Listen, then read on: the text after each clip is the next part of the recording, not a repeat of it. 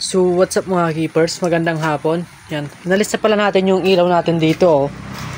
Yan, sana hindi na dumaan dito sa amin yung bagyo. Yan, mawala na. Yan, inalis na. Lagyan natin ng plastic yung mga natin para hindi masira. Yan. Yung dalawang extension natin, dinagyan natin ng plastic. Then dun, nalis na rin natin yung mga ilaw dito. Pinasok muna natin sa loob. Yan. Kaya baka masira kasi yung mga ilaw natin, sayang naman. Kaya pasok na lang natin. Kaya yun, sana keep safe tong backyard natin. Yan. Panalangin na lang tayo na sana walang mangyari dito sa backyard natin. Tiwala naman tayo dito. Kaya yan. Hindi na tayo dito mag-aayos kasi medyo alanganin to eh. Medyo madami tayong aalisin kung linisan natin. Kaya yan. Ito lang yung setup natin. Ready na lang natin yung mga isda natin. Kaya mga linilipat ko na yung iba doon. Linilipat ko na. Then dito, nalipat ko na rin yung mga isda dyan. Kaya wala tayong yan, di naman dito bumabaha.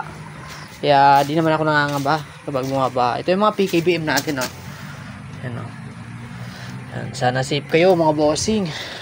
Keep safe everyone sa mga keepers natin yun, yung mga outdoor setup nyo. Kaya yan, maayos na natin. Tinaas na natin din yung mga pakain natin, baka kasi abutin dito ng tubig sa baba. Kaya yan, ito pati yung mga naka-quarantine natin. Ship natin to sa next week. Kasi ngayong week, medyo alanganin tayo kung mag-ship tayo ngayon. Baka kasi abutan ng bagyo. Yan, alanganin tayo i-ship to, baka ma-stack sa office. Kaya yan ito na, mga naka-quarantine na. Alisan na lang natin ang mga dumi nila. Ayan dyan. Pasiguro tayo, kaya linagyan natin ng plastic tong extension na to. Ayan. Kailangan natin magpasiguro palagi. Ayan. Wala dito mga laman Sana naman safe ngayong Friday, ang landfall ng bagyo dito. Ayan. Kaya ayan, medyo nagpasiguro tayo.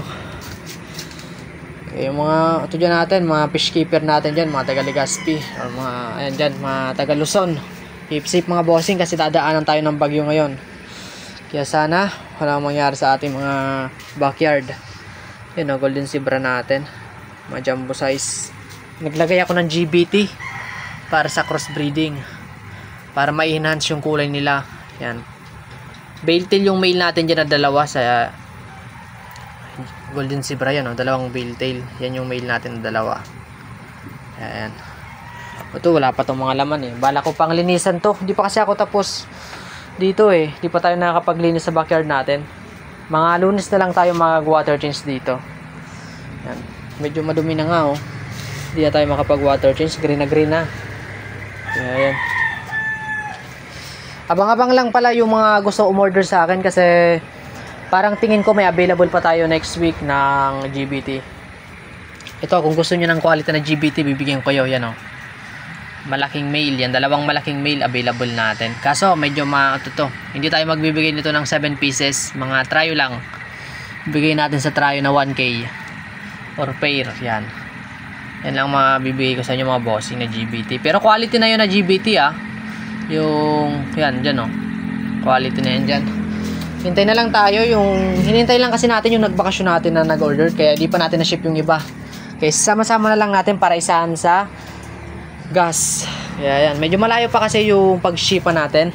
Kaya dapat sabay-sabay na lang natin. Ito, mga na-quarantine na. Yan, dyan, dito. Yan, dyan, ubos na yan, take all na yan dyan.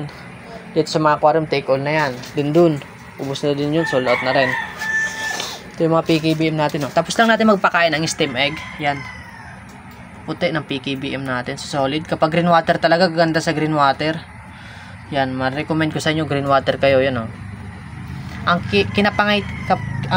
kinapangitan lang sa green water, di nyo masyado nakita yung isda. Pero yan, super quality ng tubig yan Yan yung mga bagay sa mollies natin, green water. Yan. Mga next week na tayo maglinis dito. Alisin natin yung mga poop. Yan may isang layer tail tayo dyan na jumbo size solid ito. Ayan. Kung nakabot ka sa video na to, baka naman like and share, then pa-follow naman para updated kayo sa aking mga video ko. Thank you guys. Ang bagsak muna. Balman.